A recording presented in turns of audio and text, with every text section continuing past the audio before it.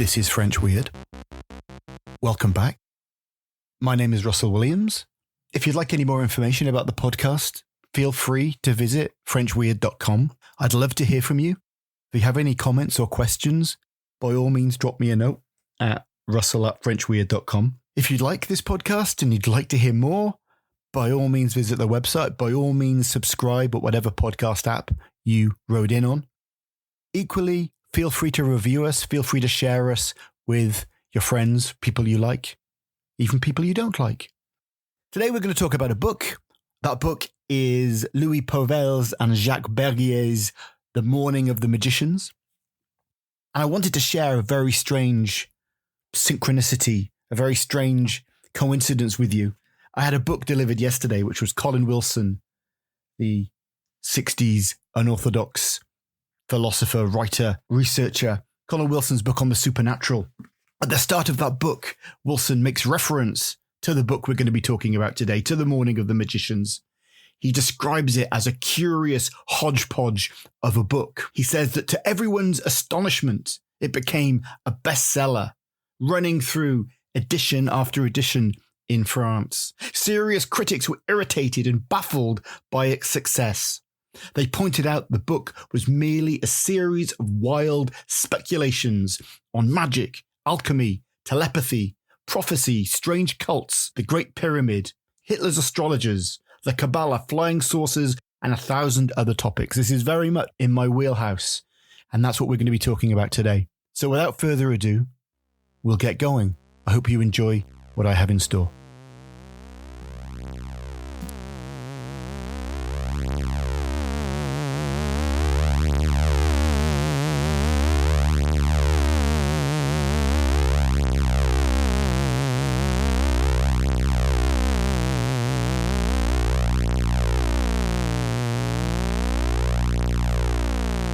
Let's get going. Today, I want to think about a book that is very strange. A book that probably hasn't necessarily been spoken about a great deal. So you might be hearing about it for the first time. This is a book that was published back in 1960. Originally in French, it was published as Le Matin des magiciens. Translated in 1963, depending on whether you were buying an English translation in the US or in the UK, it might have been called The Morning of the Magicians, or maybe the slightly more elegant Dawn of Magic. This is a book that was a success. This was a book that was spoken about a lot in the 1960s. The original French edition apparently sold somewhere in the region of 900,000 copies. That's the original French language edition, which is by today's standards, is an absolutely staggering number when bestsellers sell around 250, 300,000 copies in France. So 900,000 copies is pretty good going. It was translated. It was successful in translation. I see here that one of the paperback editions of the book claimed to have sold in the region of 1 million copies in translation. So there's a lot of copies, or there were a lot of copies of this book circulating. But it's likely you haven't heard of it. It was written by two gentlemen, Louis Pauvels and Jacques Bergier. We'll get into them in a moment. But this is a book that it's strange that it isn't spoken about, I think, because it did touch a lot of people back when it was published in the 1960s. And I have a theory, and we'll come to this, why maybe it has fallen off of people's radars a little bit. There are some moments in contemporary culture when this book is spoken about. The psychedelic rock band Wayne Coyne's Flaming Lips, on their 2002 album, Yoshimi Battles the Pink Robots, which is a wonderful album, they have a song on there that pays tribute to Morning of the Magicians. There's also apparently, and I discovered this today, an unpublished comic book of Swamp Thing that is apparently paying tribute to the title, at least. I first found out about this book a few years back, and I saw it mentioned in two spaces. One of those was Eric Davis's wonderful book, High Weirdness. Thinks about the 1970s and thinks about drugs and esoteric thinking in the same world as The Morning of the Magicians. And he writes a couple of pages on that book there. I'm also a fan of cultural historian or ex-Blondie bassist turned cultural historian Gary Lachman, who's written a number of interesting books on esoterica within contemporary culture. And his Daedalus book of the 1960s is pretty interesting and starts off one of the sections with a fair few pages on Morning of the Magicians. You won't see it a lot discussed in scholarly bases. I mean, there are a few papers on it that exist in France, but it's not a hugely discussed book. And I think it's really interesting to think about it and for French Weird to explore it a little bit. So it was written by two interesting, mysterious, in some ways, figures. One of whom was Louis Pauvels. He was born in Paris in the 1920s. He was an experienced and respected journalist, editor, a newspaper guy. He, of course, as a young man, was shaped by the experience of the occupation of the Second World War. But he ended up 1950 editor of a newspaper called Combat. Now, Combat was a significant anti-occupation resistant newspaper. It had become, after the occupation of Paris, a secret clandestine organization, a clandestine newspaper, and in many ways legendary. He'd been editing that since 1950. If we look at the people who'd been publishing in Combat over the war years, of course, you've got Albert Camus, you've got Jean-Paul Sartre, you've got André Malraux, you've got Georges Bataille. So this was a significant newspaper, a significant organ for resistance. And he'd been doing that since 1950, obviously after the end of the war. Louis Pauvels was also, he also wrote a novel. In 1955, he wrote L'amour monstre, which is a novel based on the account of a nun who does a deal with the devil, which was a kind of minor success in the period. Apparently cited in Serge Gainsbourg's 1968 hit with Brigitte Bardot, Initial Bébé. In addition to his writing, in addition to his kind of journalism, he was also interested in odd ideas. He was interested in esoteric mysticism. He had been very much a fan or very interested in the ideas of René Guénon. René Guénon, a metaphysical thinker, critic of the West, Frenchman who converted to Islam, a kind of much discussed, controversial figure who Pauwels kind of spent time thinking with. He was also for a time associated with the Armenian-born mystic George Gurdjieff. Gurdjieff was himself a mystic, some might say a guru, who from the 1920s onwards had been active in France. He had a couple of locations where he met his followers. Some might say had a cult-esque relationship to his followers, and Pauwels was part of his circle for a bit before publishing in 1954 a very critical book. So a writer, a journalist, somebody who was interested in ideas. He met a guy called Jacques Bergier. Now, Jacques Bergier was another fascinating figure with an interesting past. He was a Russian-born émigré, came to Paris after the First World War, after the Russian Revolution, came with his parents. As a young man, he had also been a resistant. He was an active resistant or member of the resistance in the Second World War. And he was apparently, towards the end of the war, interred in at least one Nazi camp. And this is something he wrote about in his 1955 memoir. So Bergier was also a writer, also a resistant, also somebody who was very much involved in ideas. He'd been a trained scientist. He was apparently a pupil of a renowned chemist and nuclear scientist, André Hellbonner, who himself perished in one of the Nazi camps. But Bergier was known as a scientist as much as he was a writer. As soon as you start delving into the history of particularly Bergier, you start to ask questions because there are a lot of myths associated with the pair. Bergier is sometimes referred to as an alchemist. Now, we don't really have any details about the extent to which Bergier was conducting alchemical experiments. We know he was a scientist. We know he was interested in chemistry. Maybe that legend refracted through myth becomes something else. There are myths too about how Bergier met Pauvels.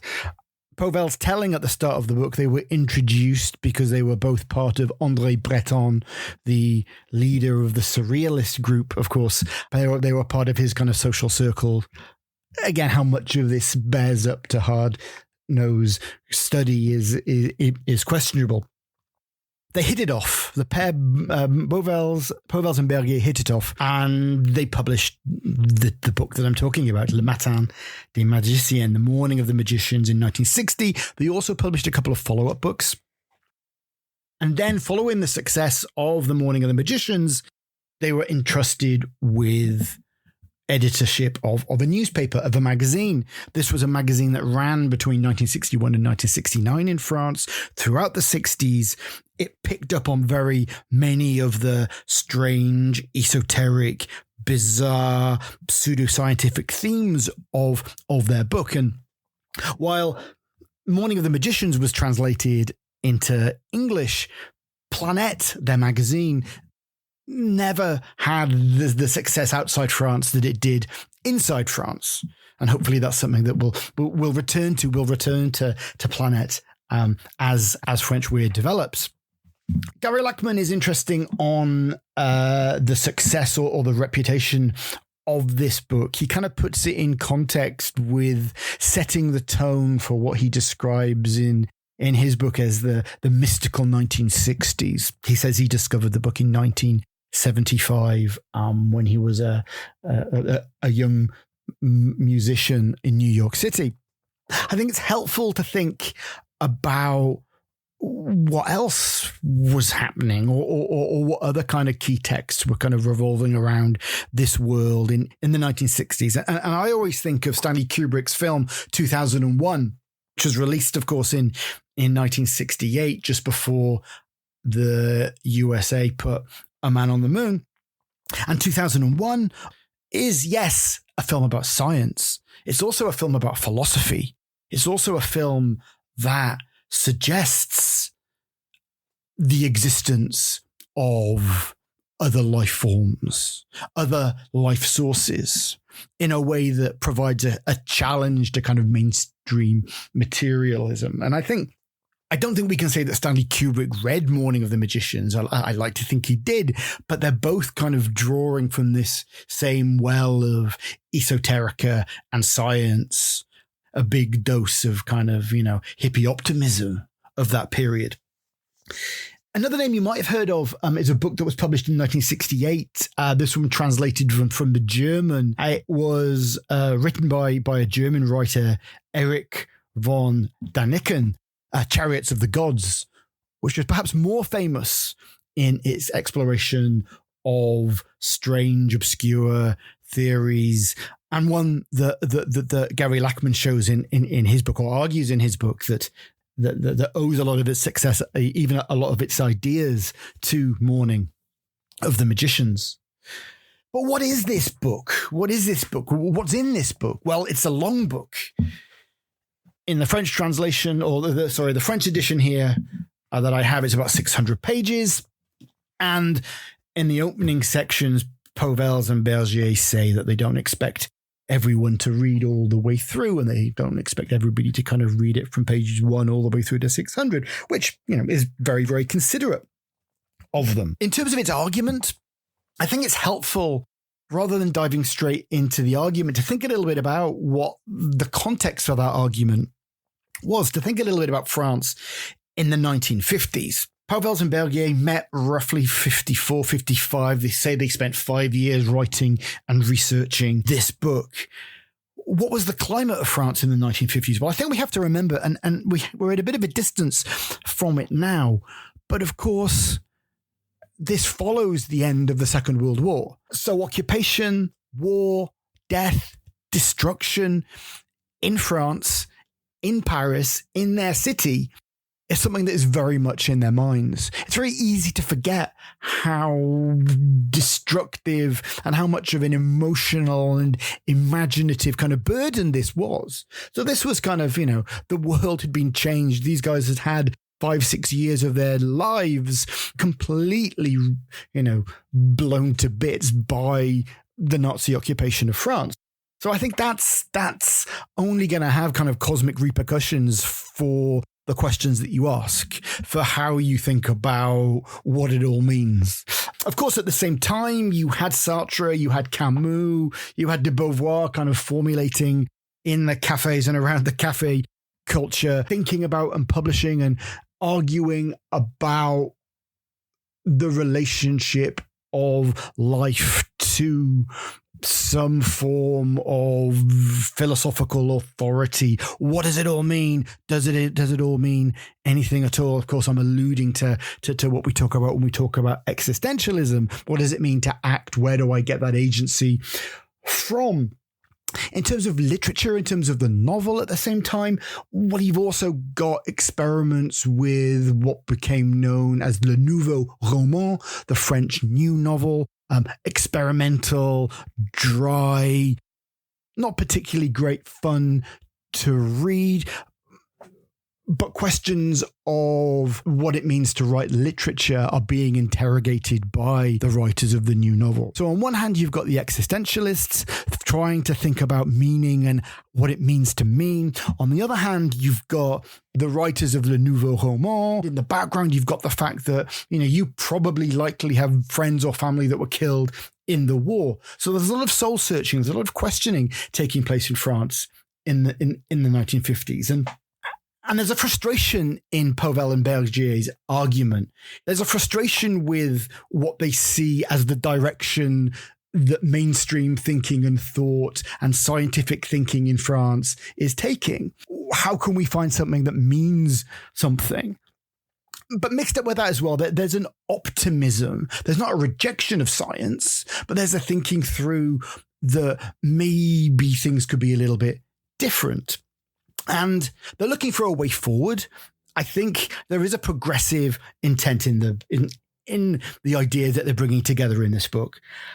But they do so, in order to do so, they're looking into history. They're looking back. They're looking for clues, ideas that they can recuperate from the past. So in many ways, this is a book of cultural history then. It's a smorgasbord of examples drawn from history, drawn from a history of philosophy, ideas that have been discarded, ideas that are old-fashioned, ideas that we don't think about anymore. And these are theories that Pauwels and Bergier say they would like to see resurrected and embraced. So there's lots in here about alchemy. What can we learn from alchemy? How can we align alchemy with current scientific developments? What can we learn from the past? There's much in there about ancient wisdom. There's much in there about what we can learn from the prehistoric age, what we can learn through ideas that have persisted through this book.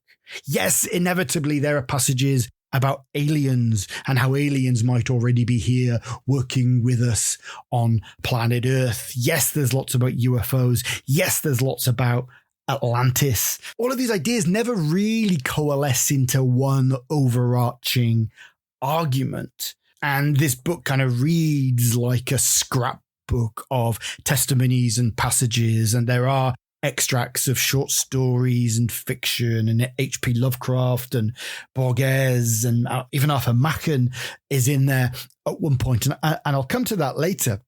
There's also space too for an American writer and researcher, Charles Fort, who of course was the figure that gave his name to the Fortean Society and of course the famous Fortean Times newspaper, an aficionado, a collector of weird culture of weird phenomena.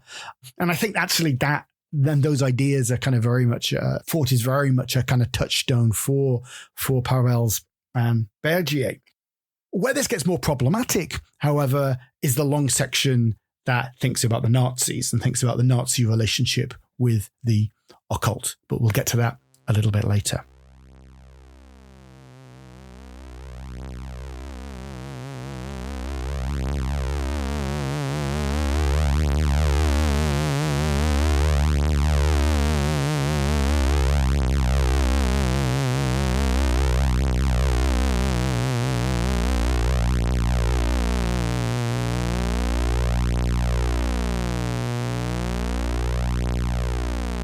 I'd like to do is like to spend a little bit of time with Pauwels and Bergier's words, because I think it's useful and helpful to spend a bit of time unpacking and thinking about what I see as maybe the most valuable lessons we can learn from their book, and how we might even be able to think about it in terms of what we might describe as the weird tradition, and thinking about how a lot of this stuff, a lot of the weird tradition is as French as I am arguing that it is throughout this podcast, really. And one thing that is easily overlooked when we pick up Pauwels and Bergier's book is there's a subtitle. And our subtitle is Introduction au Réalisme Fantastique. It's an introduction to fantastic realism. Now, it's easy to overlook that. This is an introduction to fantastic realism. Morning of the Magicians has for intent almost to found a mode of thinking.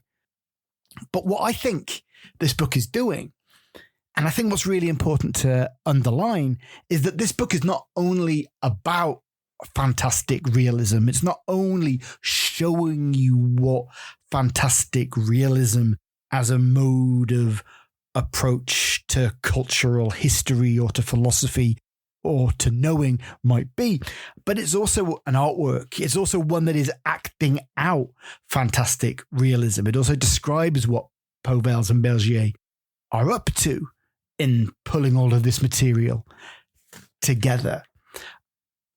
So this idea that this is a work of fantastic realism somehow kind of playfully undermines the notion of fantastic realism as it exists, because they never really get to grips with it, right? This isn't a dense theoretical treatise. If you're looking for a definition of fantastic realism, you're going to come away frustrated. So I think it's for us as readers and critics to kind of think about it and try and come up with one. But they do have a stab, and I think their words are useful. And I've translated these sections, and I'd like to have a look at a couple of sections, if I may. The first is on page 24 in the French edition, and this is my translation from the English. So this is early on, and the first two quotes are from early on in this book. It is out of a lack of imagination that writers and artists seek the fantastic, beyond reality, in the clouds. They bring back nothing but a byproduct. The fantastic, like other precious materials, must be wrested rather from the bowels of the earth, from reality. And true imagination is anything but an escape into the unreal. The fantastic is generally defined as violation of the laws of nature, as the appearance of the impossible. For us, that is not the case at all.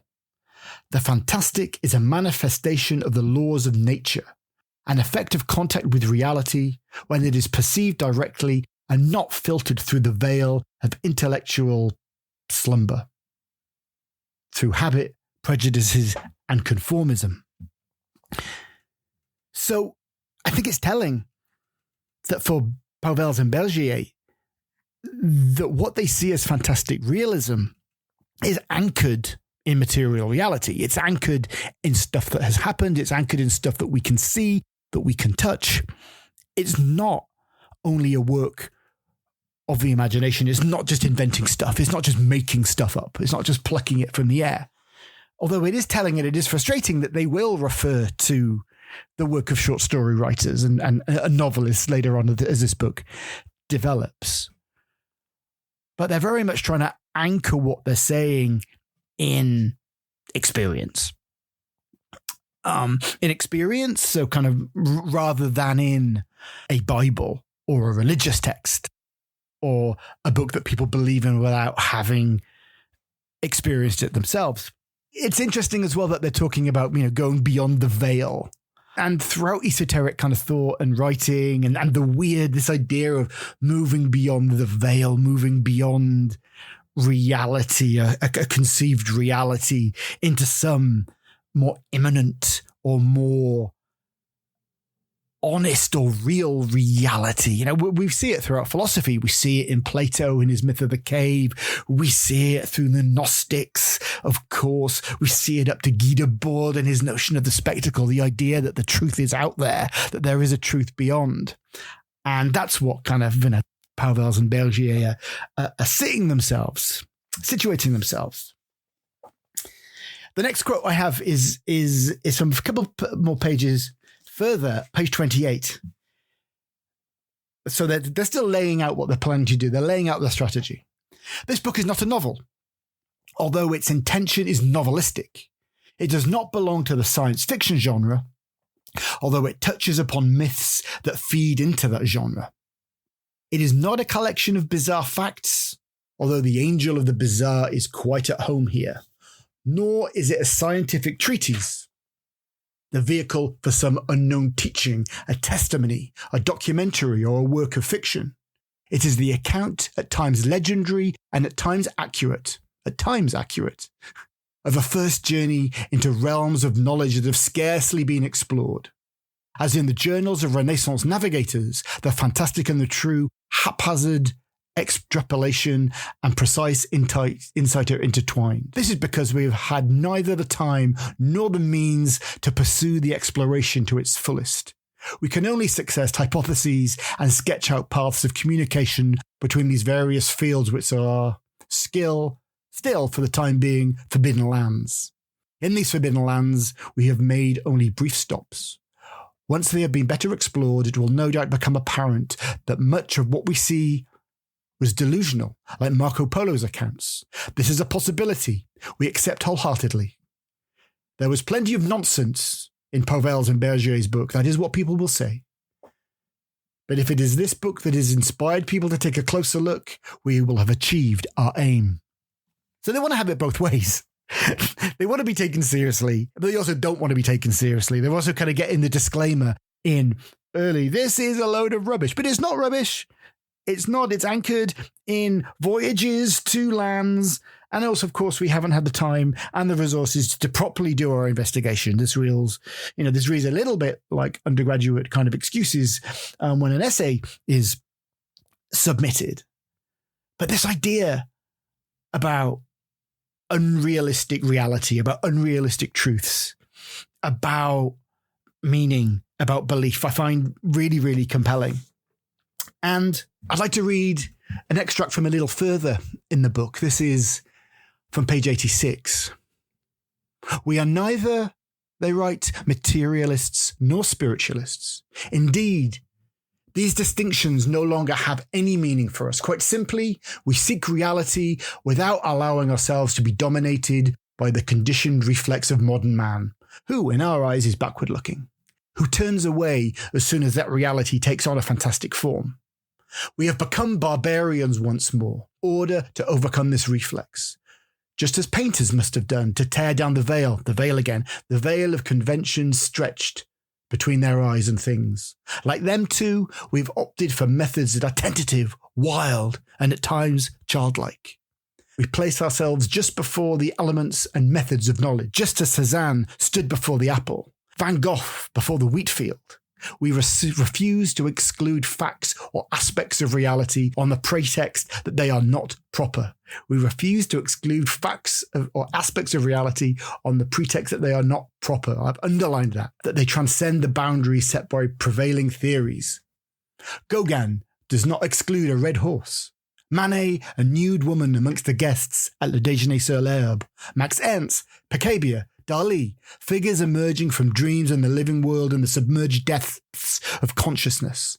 A way of working and seeing will provide revolt, contempt, and sarcasm. We will be refused entry to the salon. What has eventually been accepted from painters, poets, filmmakers, art designers, etc., we are not yet ready to accept in our own field. Science, psychology, and sociology are forests of taboos. No sooner has it been banished than the idea of the sacred returns at a gallop. Right, so we're not ready. We're not ready to get to grips with the uncomfortable, barbaric truths that Pauwels and Bergier are unveiling here. This idea that there is a higher truth, this idea that there are things that we yet haven't seen, that Pauwels and Bergier have done, is really, really exciting. So the big question here, as we're reading this, is, okay, well, where is the fantastic in this reality? And I think Pauwels and Bergier see their job as to unpack the fantastic in everyday reality, not invent it, but unpack it and to expose it and to make it visible. But this is when it all becomes very difficult. This is where it all becomes very confusing. And in Gary Lachman's book on the 1960s, he quotes a critic of the book and who describes it as a masterpiece of confusionism. This idea that there is, either by intent or accident, the result of reading this book is one of confusion. So they're playing fast and loose with facts. You read this book, there's very little in the way of footnotes. There's very little in the way of robust sources. There's very little in the way of anything that a serious researcher can follow through in order to corroborate what the authors are saying. But we're supposed to take the words for it. We're supposed to take the words of Pauwels and Bergier for truth. And like this idea of confusionism as an intentional or accidental tactic is very much like, I think, this idea of playing fast and loose with the facts. This is where we are in mainstream political discourse, particularly in North America at the moment. But there is a tradition here that goes back to Morning of the Magicians. And if we look at the reception of this book, and if we look at in subsequent years, you have, of course, Robert Anton Wilson's work. You have his Illuminatus trilogy, which is an even more audacious, even more out there kind of weaving together of facts and fiction and stories, many of which possibly come from the Morning of the Magicians themselves, in order to produce an act of confusion. There's a wonderful piece that was published in 2024 in the Los Angeles Review of Books by writer Clayton Purdom, who wrote a piece on weird nonfiction. And I'll link it in the show notes in the transcript. But he's making the case for a certain kind of weird. He's not really talking about weird nonfiction. He's talking about weird fiction that presents itself as fact, that presents itself as the truth. And this is something that recurs throughout weird and genre fiction, throughout the genre known as weird fiction. I think particularly of H.P. Lovecraft. I think of The Call of Cthulhu, which is constructed initially. The narrative frame is set up via testimonies, be they from scientists, be they from newspapers. I think about La Horla by Maupassant, which establishes a degree of credibility through the diary form. Something similar is at work in Bram Stoker's Dracula, that asserts and strives to be taken as real because of the way that it's set up.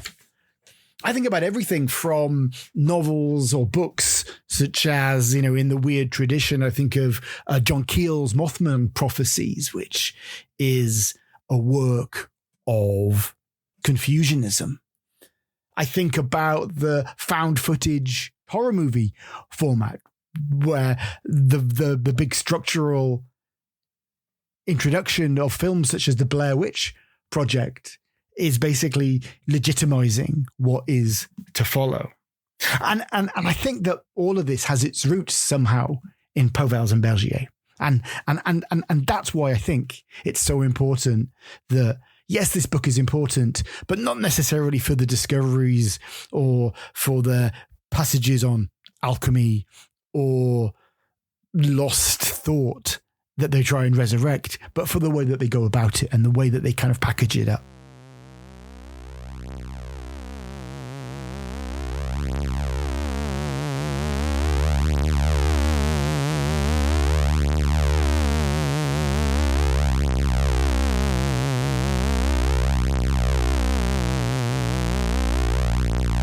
The Morning of the Magicians, for all of its shoddy research, is a relatively stylish and enjoyable read. But the elephant in the room here, and maybe this is one of the reasons that the book has largely fallen out of mainstream circulation, is its interest in Hitler and the Nazis. Now, it's all very well thinking about Hitler and the Nazis in 2026 and discussing them at some kind of intellectual and historical distance, but recognizing, the atrocities and all of the deeply unpleasant ideas and actions, of course. But what we can't escape is that discussing the Nazis and their ideology at the end of the 1950s, as Louis Pauwels and Jacques Bergier were doing, is a very different thing. France, of course, was still reeling from Nazi occupation. The scars were still fresh, as were the memories and traumas of parents and brothers, sisters, friends who had been murdered by Hitler and his Nazis. Now, Pauwels and Bergier were very far from Nazi sympathizers. They were both active resistance. And as I mentioned, Bergier had been held in a Nazi concentration camp. And they do, on a couple of occasions, explicitly point out that they are opposed to the actions and ideology of the Nazis. But I have to admit, I find their willing engagement in the cultural and what we might describe as religious history of the Nazis not a little astonishing, given the proximity to the events and the destruction and the extermination that the Nazis perpetrated.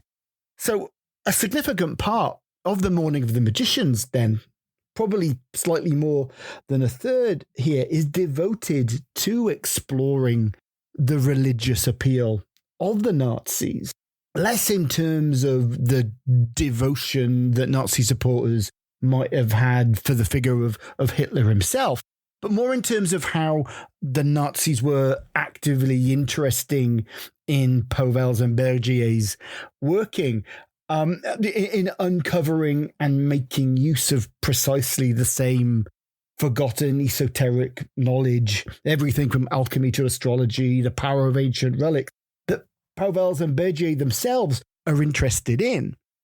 So their kind of thesis in The Morning of the Magicians is that the Nazis were kind of doing something that Pauwels and Bergier themselves are advocating for. Now, Pauwels and Bergier are not advocating for Holocaust, but it's this kind of reactivation of ancient, overlooked kind of history that they highlight in the Nazis. And this, coming in the late 1950s, seems massively surprising to me. Now, there is apparently some serious historical work that gets to grips with the truth of this, or the elements of truth in this, and discovers that the Nazis did have roots in older German secret societies that predated them, and there was an interest in identifying and reactivating a certain kind of mythical thinking here. But it seems clear to me, though, that the portrayal of Nazis in this book as some kind of performing some kind of extensive and committed occult research as mystical priest-like beings trying to channel and harness ancient powers seems a little bit over-egged to me. And as far as I can see, there is no significant sustained research that backs up the myth of the occult Nazi to the extent to which it's foregrounded by Pauwels and Bergier in this book. It's almost like they're sowing the seeds for the occult Nazis that we kind of famously see in the Raiders of the Lost Ark, the Indiana Jones film. You know, that kind of characterization appears to be anchored in the myths created or the myths kind of pushed by Pauwels and Bergier more than it does in any kind of real sustained historical fact. But I also think it's worth mentioning briefly how they go about reinforcing this occult Nazi myth here. So I think it's revealing about the nature of their approach. Pauwels and Bergier, as we've seen, they've said they're interested in drawing from real life, drawing the fantastic from real life rather than the imaginary realms. But they're not averse to leaning on fiction to help reinforce their arguments. And I think that's something that we need to be transparent about. So Berger, Maupassant, Arthur C. Clarke are all in there. And I'm not against this as a scholar of literature. I'm not against, using literature to help reinforce real life. I think it's also worth a brief digression here, noting that H.P. Lovecraft is in here. And Jacques Bergier was an instrumental figure in getting H.P. Lovecraft read and translated into French, an important kind of, figure in the transmission of Lovecraft's writing here. But there is in Pauwels and Bergier's magazine, Planète, what purports to be a correspondence between the young Bergier and Lovecraft himself, which does appear to be of questionable veracity. So they're interested in literature, they're interested in writing. But what I think is interesting is how Pauwels and Bergier make use of a slightly more obscure writer than Arthur C. Clarke and Berger. Actually, the Welsh writer Arthur Machen. I'll come back to Arthur Machen in future episodes of French Weird. Although Welsh, he was a huge Francophile and a translator from the French, as well as being a significant weird writer. But what Pauwels and Bergier do is make use of Machen in a way that seems more than a little unfair to me. They actually include an extensive citation, an extensive quote, one which is questionably edited and questionably translated into French, from Machen's famous novella, The White People. That story is, the majority of it, a young girl's testimony which tells of her awakening and what seems like her growing acceptance of the existence of the world of fairies. That story is framed by a philosophical conversation between two Victorian gentlemen, one of whom has discovered this manuscript. And their conversation is about evil, is about the nature of evil. And they come down in favor or on the side of what they describe as a positive, creative evil. And they kind of unpack the ambiguities of that word. And it's that discussion that Pauwels and Bergier choose to include in Morning of the Magician. Nothing about the actual really kind of enjoyable stuff about fairies. Why do they do it? What purpose does it serve? Well, it seems to me that they're leaning on Machen pretty unfairly here.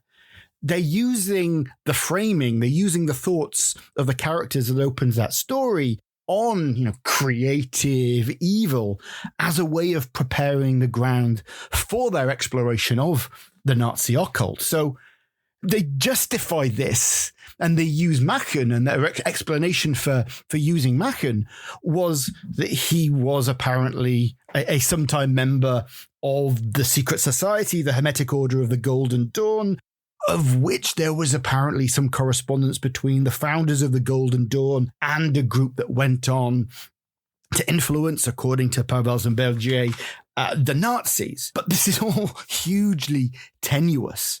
But it's really typical of the approach in the Morning of the Magicians. It certainly seems unfair to Arthur Machen, who, as far as I'm aware, didn't have any real sympathies in in the direction that Pauwels and Bergier seem to be using him. It's typical of their approach and harks back to this notion of the fantastic realism here being as much about their approach as it is about the actual subject matter of what they're talking about.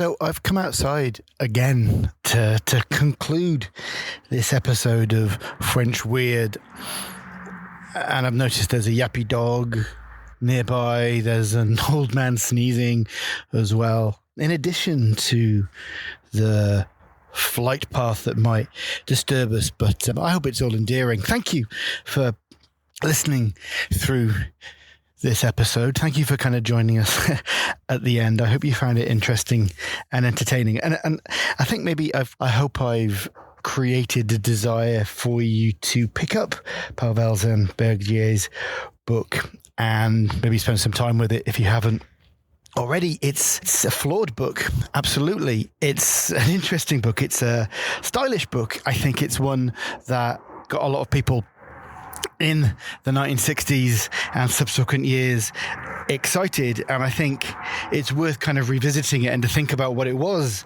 about that book that was so compelling.